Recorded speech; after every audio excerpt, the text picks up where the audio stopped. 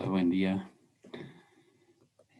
Les habla el doctor Bustamante y vamos a dar hoy inicio al tema correspondiente al último tema, que es el tema 30. Vamos a hablar ahora del diagnóstico y tratamiento de las enfermedades periimplantarias. Nosotros en nuestra práctica clínica cada vez más ahora con el transcurso del tiempo ya podemos nosotros ver muchos de nuestros pacientes que son portadores de implantes. Entonces, este tipo de pacientes que tienen implantes, tenemos que nosotros identificar posibles patologías que pueda presentar este paciente alrededor de los implantes y de los dientes vecinos que tenga nuestro paciente. Generalmente nosotros debemos de decir que la mayor parte, ya les he dicho, de los pacientes que atendemos en nuestra clínica están asociados a afecciones debidas a placa bacteriana. Entre ellas tenemos las gingivitis y las periodontitis. Las gingivitis prácticamente son un equivalente a las periimplantitis y a las mucositis, perdón. Las gingivitis son un equivalente a las mucositis y las periodontitis son un equivalente a las periimplantitis. Entonces nosotros al saber este detalle debemos también conocer que las características clínicas que se presentan en una mucositis como una periimplantitis son muy similares a lo que se produce alrededor de un implante. Es decir, tanto una mucositis, la diferencia clínica sería es que la profundidad de sondaje va a estar por encima de los 4 milímetros, pero sin pérdida ósea radiográfica y presencia de signos y síntomas inflamatorios. Y las periimplantitis ya va a haber sacos mayores a 5 milímetros y presencia de signos y síntomas inflamatorios. Es decir, las enfermedades periimplantarias se han podido evidenciar estudios clínicos experimentales que demostraron que la respuesta de los tejidos a la formación de placa en los implantes es similar al de los dientes. Esto lo ha podido ver a través de estudios de Berglund en 1992 y Erickson en 1992 y posteriormente Pontoliero en 1994 y finalmente Zisman en 2001. Entonces, las lesiones inflamatorias que se desarrollan en los tejidos que rodean a los implantes se conocen colectivamente como enfermedades periimplantarias. Las enfermedades periimplantarias tras la integración con éxito del implante intraóseo es resultado del desequilibrio entre la carga bacteriana y la defensa del huésped. Entonces nosotros podemos hablar también que se ha podido comprobar clínicamente y radiográficamente e histológicamente que la pérdida ósea en implantes es más rápida alrededor de los dientes debido alrededor de los implantes, diré, debido a que hay menor vascularización y la dirección de las fibras colágenas prácticamente es paralela a la superficie del implante, a diferencia que en los dientes es perpendicular, ¿no es cierto? Es decir, que se insertan en el cemento radicular. Y esto constituye prácticamente una barrera de penetración, digamos, en el mismo acto del sondaje periodontal que realizamos, impiden las fibras, el epitelio de unión y las fibras supracrestales que penetren nuestra sonda.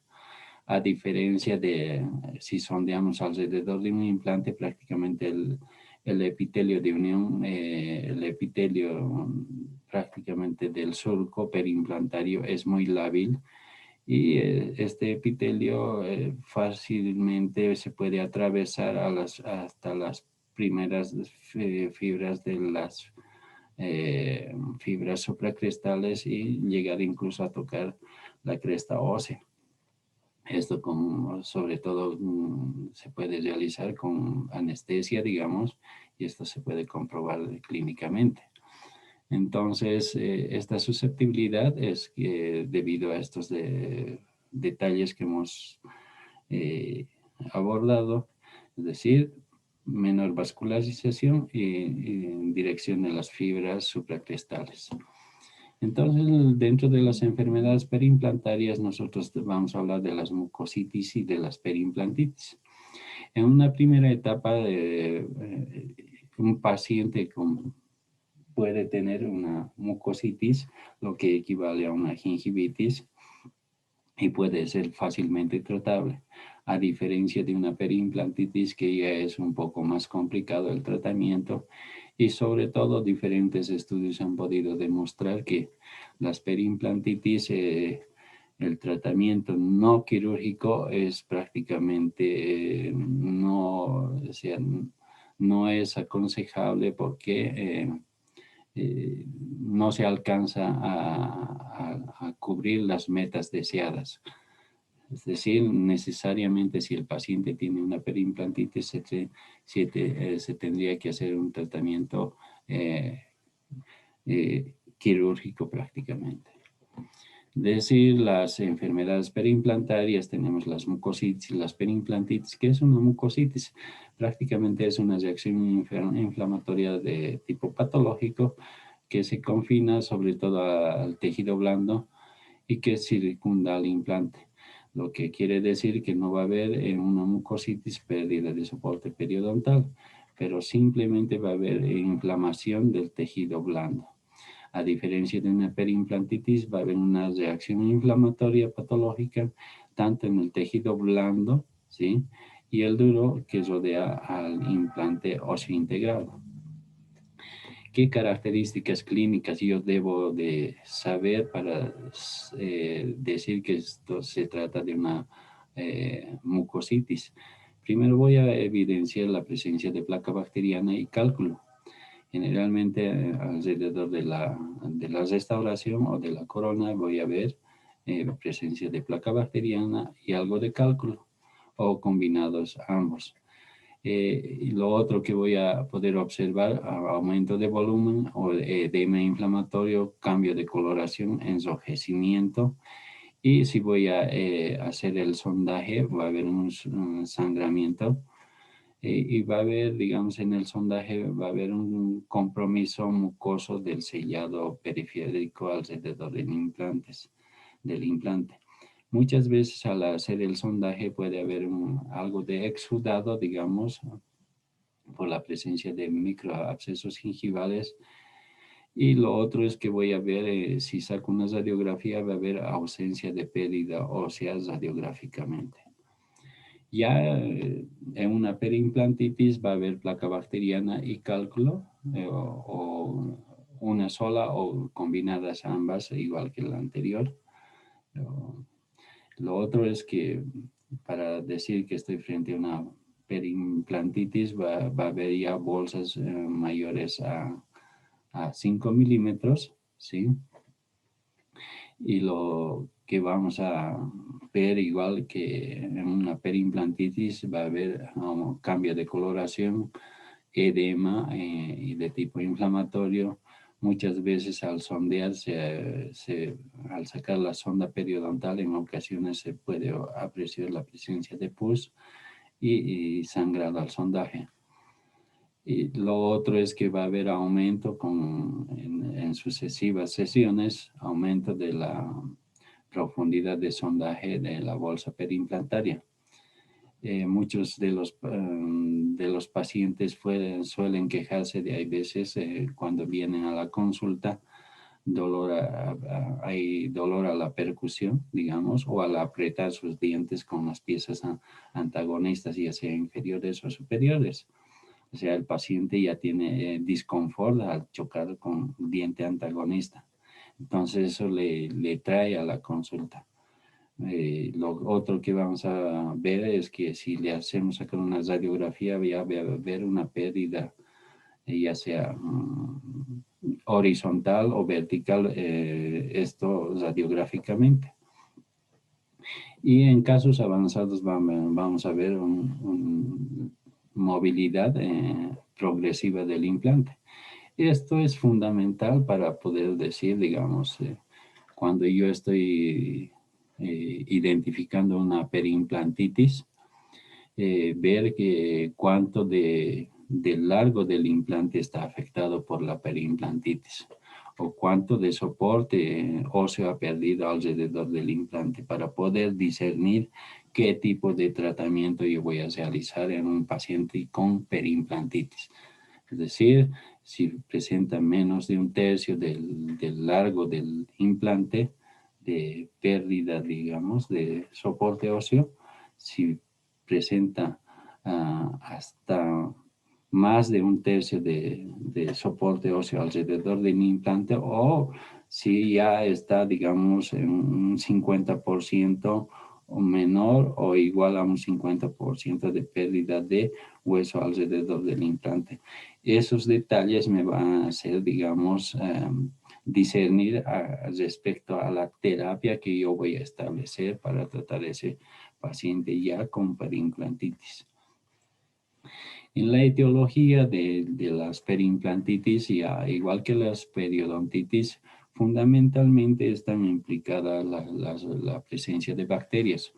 Ya hemos visto en la periodontitis qué tipo de bacterias están directamente implicadas en los diferentes tipos de afecciones periodontales, pero fundamentalmente la infección bacteriana es la que desencadena las mucositis y las periimplantitis.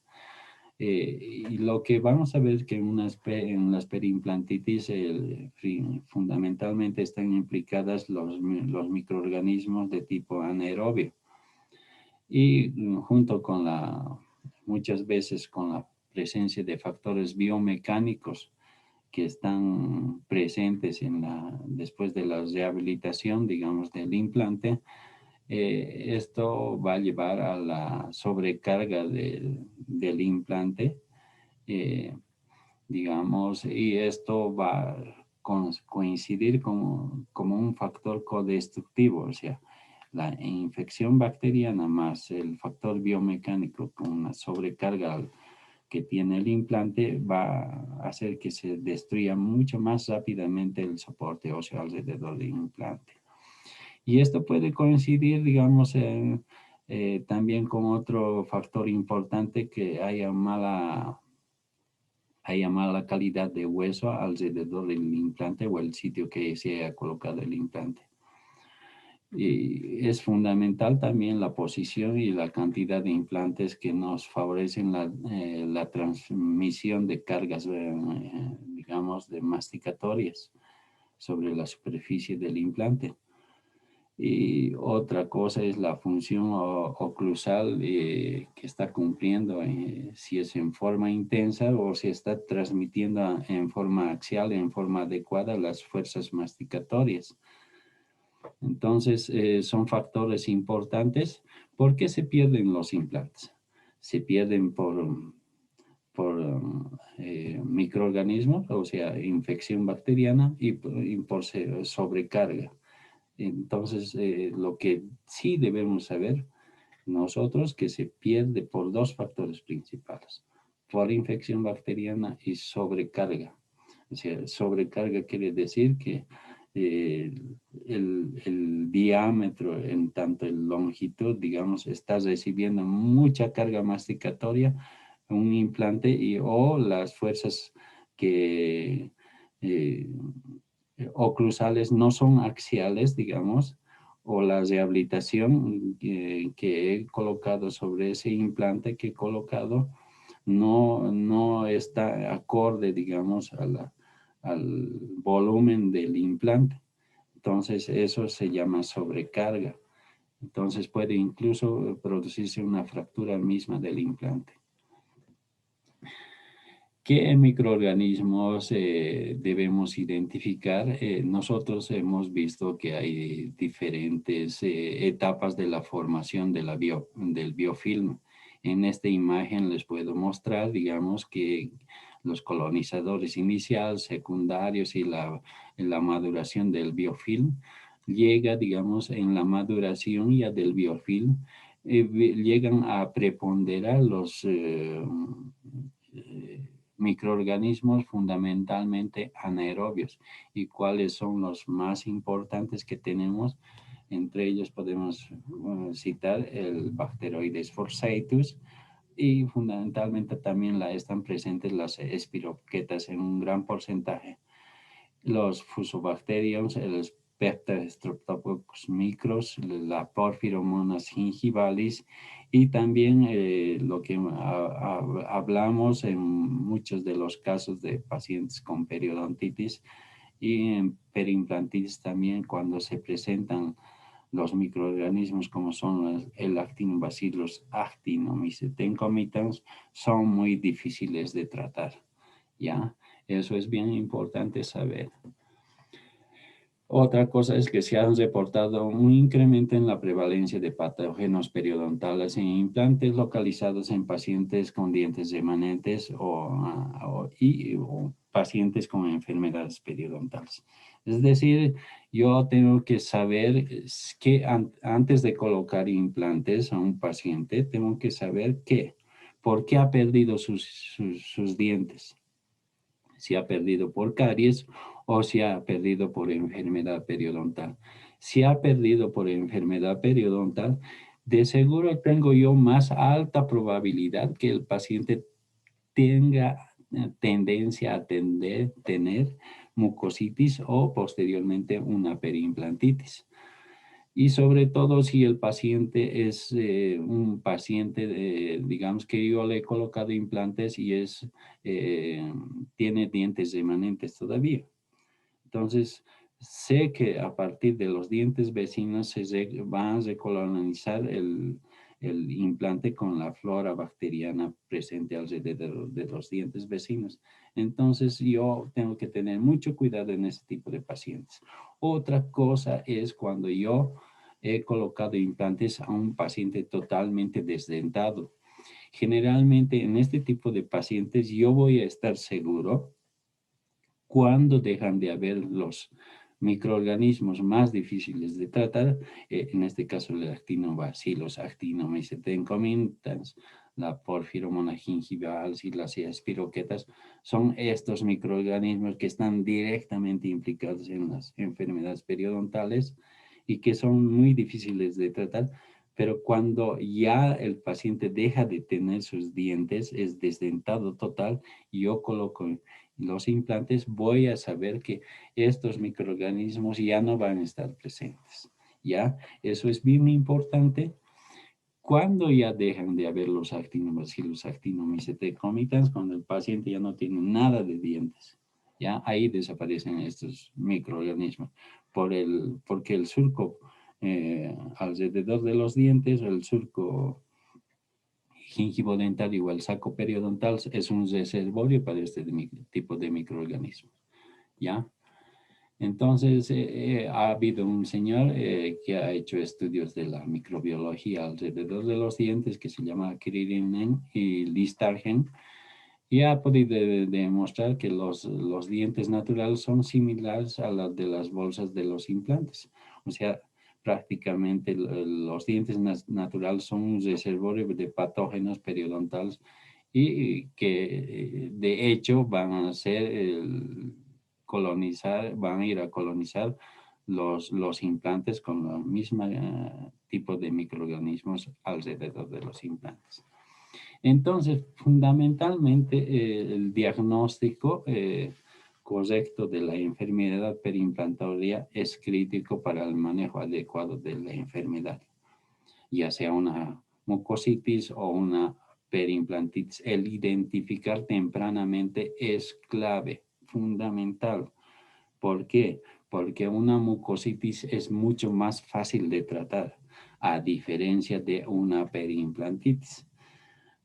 Se han podido, vamos a ver en el transcurso del desarrollo de este tema, se han podido evidenciar que el tratamiento no quirúrgico es prácticamente pérdida de tiempo. Se ha podido ver en diferentes estudios multicéntricos y a nivel de diferentes workshops que se han llevado a cabo, digamos, en Europa, que, digamos, el tratamiento no quirúrgico no es eficaz en el tratamiento de la periimplantitis, pero sí es eficaz en una mucositis, ¿ya? Eso es fundamental.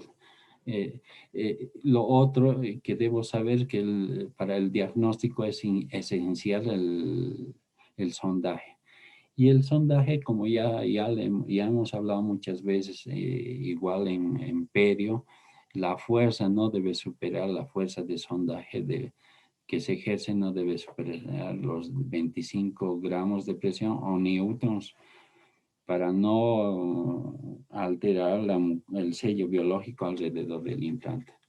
Y otro elemento fundamental que nos ayuda a determinar la presencia de alguna patología alrededor del implante es el sangrado al sondaje, ¿sí? El sangrado al sondaje también se puede utilizar como un predictor de la pérdida de soporte. Se puede ayudarnos a predecir, digamos, en diferentes mediciones que yo vaya haciendo, nos va a ayudar a predecir que eso puede progresar tranquilamente a una periodontitis. Entonces es fundamental y es clave saber que, digamos, si el sitio que está tratándose de una mucositis, por ejemplo, puede progresar a una periimplantitis. Si yo hago diferentes mediciones y este sitio con mucositis sigue sangrando en diferentes mediciones en el tiempo, o digamos en sesiones sucesivas, eso me puede llamar la atención.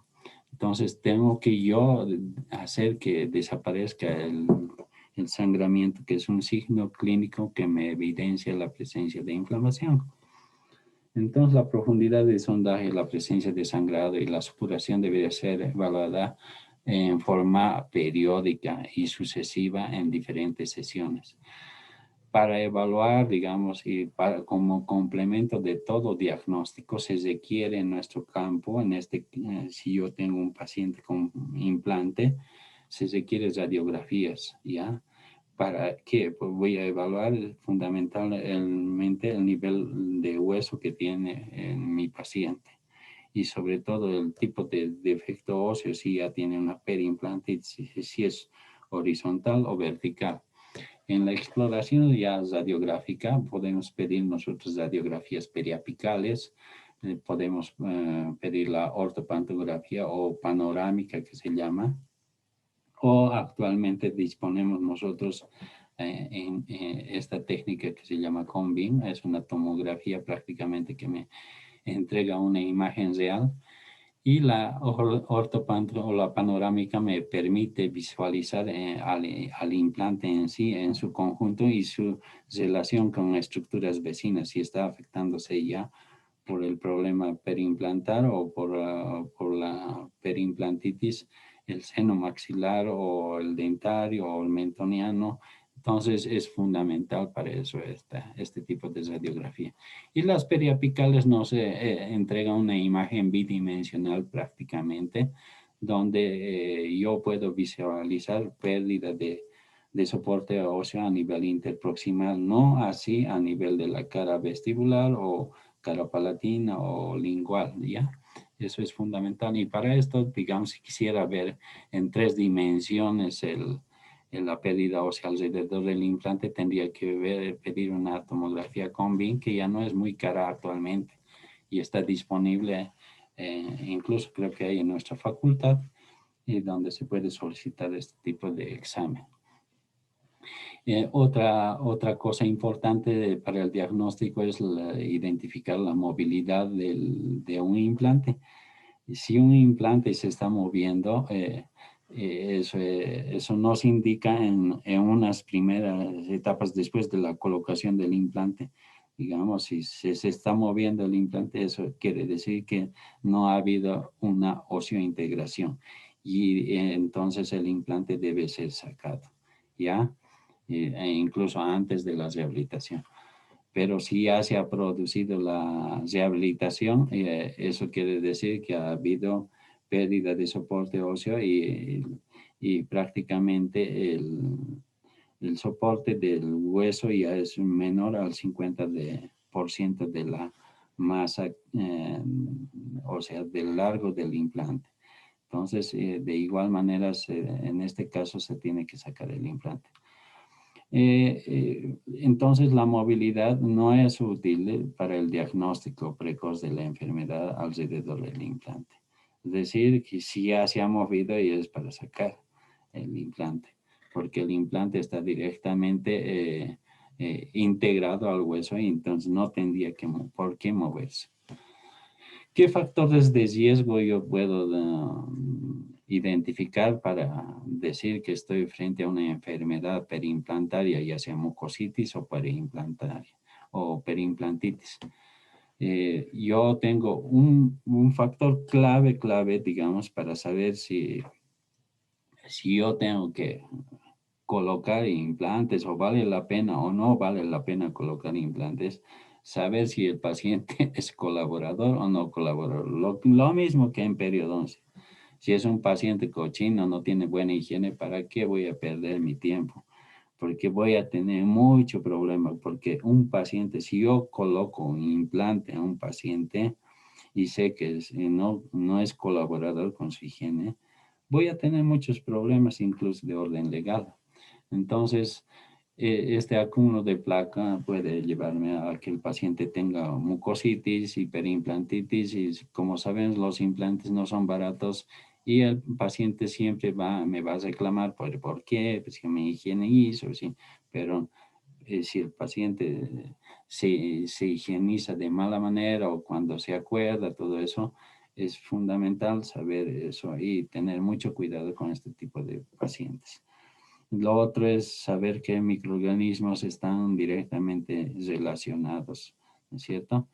Eh, este tipo de bacterias puede hacer que haya un avance rápido, fundamentalmente el Actinobacillus actinomycetecomicans en la pérdida del implante, que ahora se llama bacteria actinomycetecomicans, ¿no es cierto?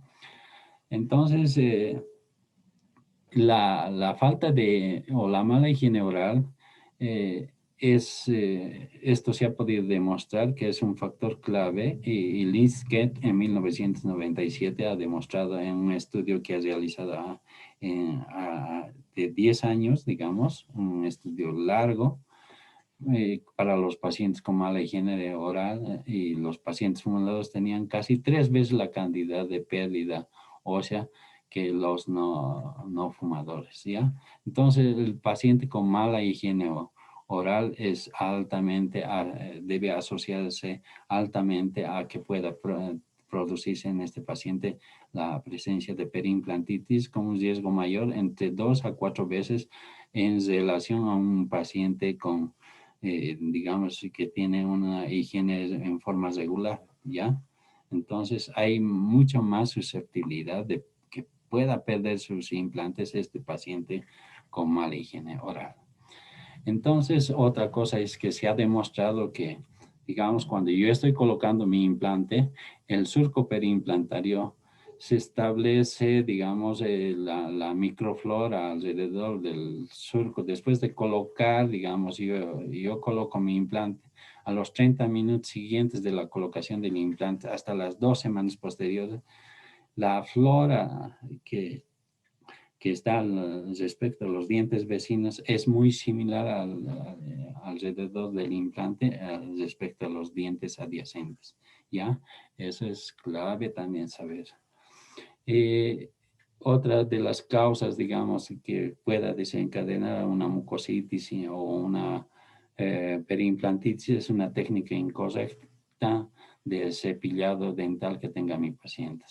El diseño de una prótesis inadecuada que yo le vaya a hacer, una rehabilitación inadecuada donde dificulte la higiene oral del paciente.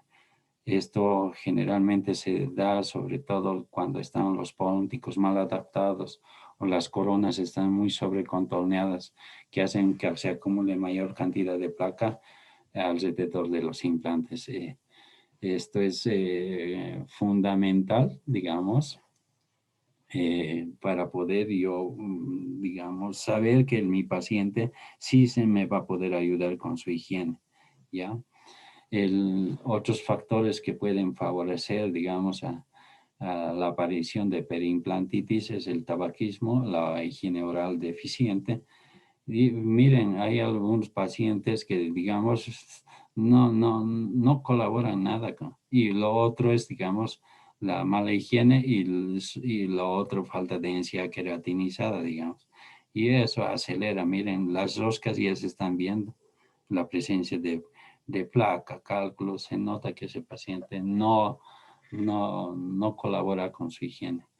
Otro de los indicadores con menor riesgo son que el paciente tenga diabetes y que haya sobrecarga oclusal, o cuando yo coloque una rehabilitación, digamos, el tipo de rehabilitaciones es digamos, sobre coronas, sobre implantes de tipo cementado o atornillado. Los de tipo cementado muchas veces, al momento de cementar, el cemento residual va a entrar debajo del surco periimplantario y eso puede dar origen a las mucositis y posteriormente a las periimplantitis.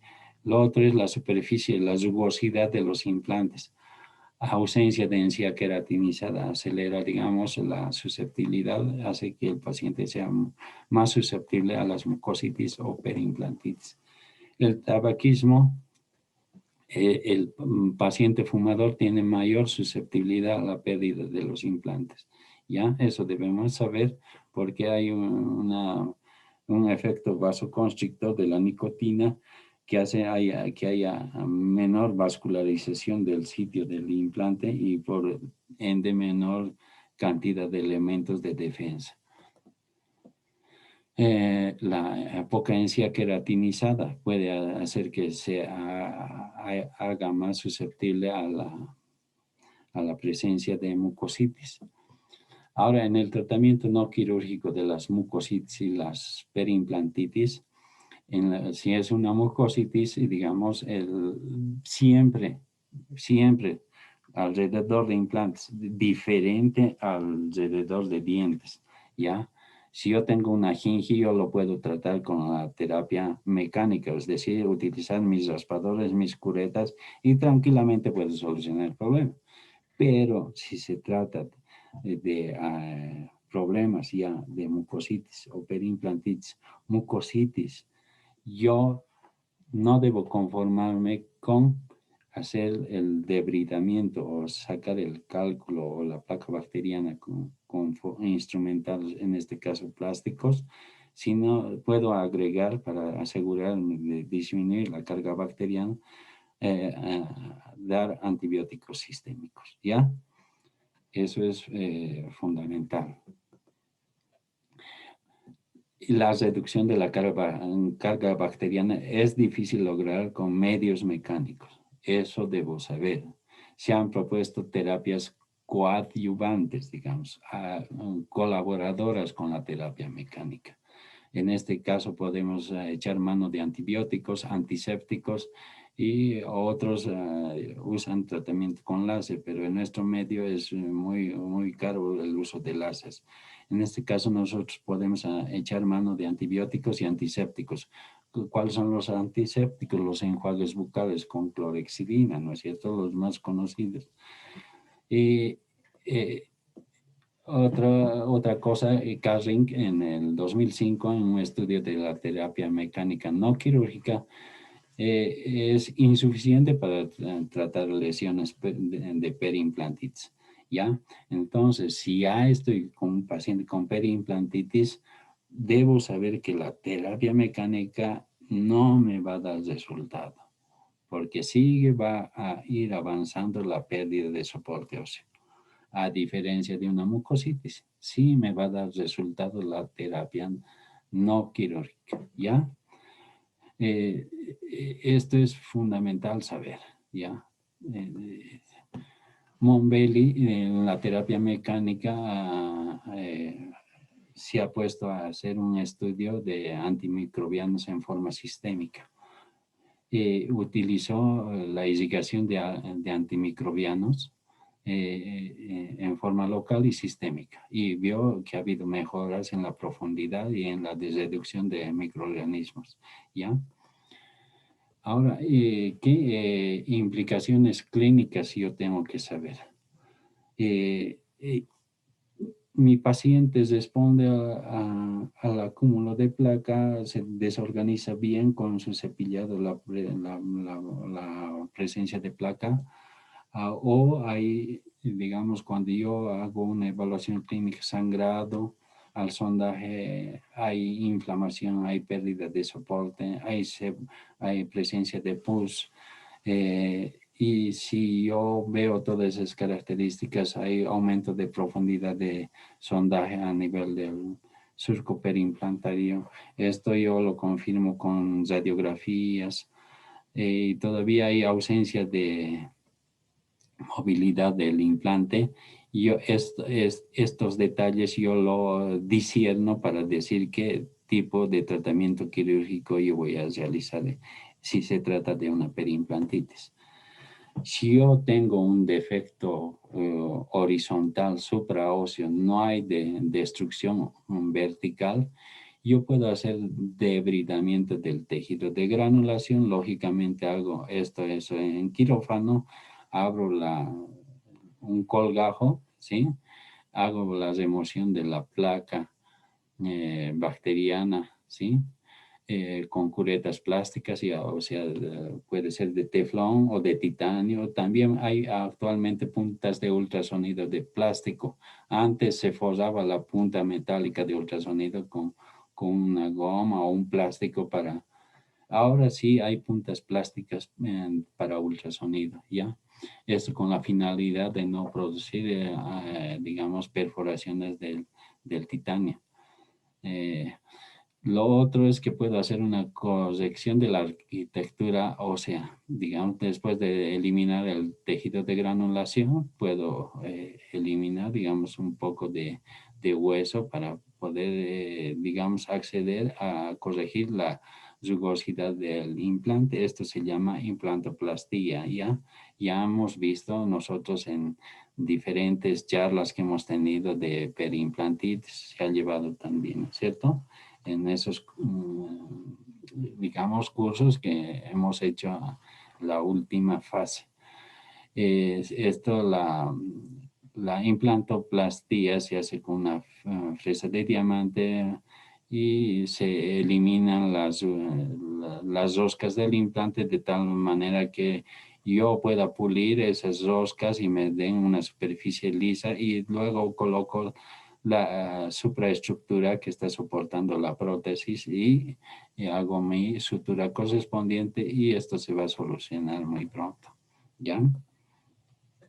Entonces, instrumentos utilizados son las curetas plásticas, pueden ser de carbono en vítreo, pueden ser de titanio, depende. Ahora hay de titanio, son las diferentes, ya sea para supra o subgingivalmente, depende. Hay raspadores también para que acordémonos. Una cosa clave es que el cálculo alrededor del implante no es duro como alrededor de un diente, porque el diente tiene, digamos, el cemento tiene orificios que hacen que se trabe y sea más duro de retirar. Si se produce alrededor del implante, es mucho más fácil de retirar el cálculo. Estas son las puntas plásticas de carbón vítreo que podemos encontrar. que se pueden utilizar actualmente y se pueden utilizar en diferentes, ya sea sitios en sector anterior y posteriores, tienen angulaciones y contraangulaciones que me permiten sortear la anatomía y poder eliminar y tratar correctamente pacientes que tengan o sean portadores de implantes y tratarlos en forma adecuada. Actualmente otros utilizan, digamos, chorros de aire con presión de bicarbonato para limpiar las superficies. U otros al hacer la apertura del colgajo hacen lo mismo. Pero en este caso, cuando se utiliza chorro de aire con algún elemento abrasivo, hay mucha probabilidad, y esto es importante, de que se pueda producir enfisema en el paciente. Es decir, mucha fuerza de chorro de aire puede producir acúmulo digamos, de aire alrededor de los tejidos y eso puede producirnos un problema muy serio en nuestro paciente, ¿ya? Los enfisemas son comunes y eso hay que valorar si vale la pena o no vale la pena hacer eso. Y la otra es que tenemos pastas abrasivas con gomas especiales que nos permiten devolver superficies limpias y que evitemos de esta manera el acúmulo de placa bacteriana. Son pastas especiales que vienen en jeringas y que se pueden utilizar para pulir. De acuerdo al European Workshop Periodontología, el tratamiento no quirúrgico de la perimplantitis no es efectivo. Eso debemos saber. Varias veces lo estoy repitiendo. El tratamiento quirúrgico yo puedo llevar a cabo dependiendo si se trata del defecto que yo tengo de una, de dos, de tres paredes. Yo voy a decidir qué tengo que hacer. Si tengo una periimplantitis, ya sé que tienen periimplantitis, hablo siempre tratamiento quirúrgico, abro mi colgajo, veo en sí el implante, las roscas del implante y lo otro que voy a ver fundamentalmente si está afectado hasta un tercio del implante, ¿sí? Del largo del implante voy a hacer solamente descontaminación más regeneración ósea, ¿ya? Lo otro, si está incluido más de un tercio del largo del implante, hasta un tercio, descontaminación más regeneración. Lo otro, dos, si es más de un tercio, ya hago implantoplastía más cirugía resectiva, descontaminación o puede ser regeneración. Si ya abarca, digamos, más del o es igual al 50% de la pérdida ósea, lo que hago es extraer el implante o explantación. ¿Con qué elementos hago la explantación? Saco el implante con ayuda de estos elementos que se llaman trefinas. Trefinas me ayudan a sacar el implante porque esta parte está óseo integrado todavía y me ayuda a sacar el implante sin dificultad alguna. Hay de diferentes diámetros y se puede utilizar estas trefinas también para obtener injertos óseos. Entonces hacemos esos detalles, colgajo, descontaminación con tetraciclina también se puede utilizar para descontaminar, ácido cítrico, eso es fundamental. Puedo preguntar este detalle, ¿con qué elemento se descontamina un implante? Al levantar un colgajo con tetraciclina, con ácido cítrico y después se puede corregir o hacer la plastía de la rugosidad del implante y devolver el colgajo a su posición. Entonces, eso es lo que quería transmitirles, cómo se puede tratar las mucositis y periimplantitis. Y ya con este tema prácticamente ha concluido todo el programa y yo creo, no sé cuándo programará la doctora el examen, y ha sido prácticamente un placer compartir con ustedes. Muchas gracias por su atención, chicos. Y yo lo voy a colgar esta grabación en la plataforma y todo lo que he hablado va a entrar al examen. Muchas gracias por su atención y que sea hasta una próxima oportunidad. Gracias.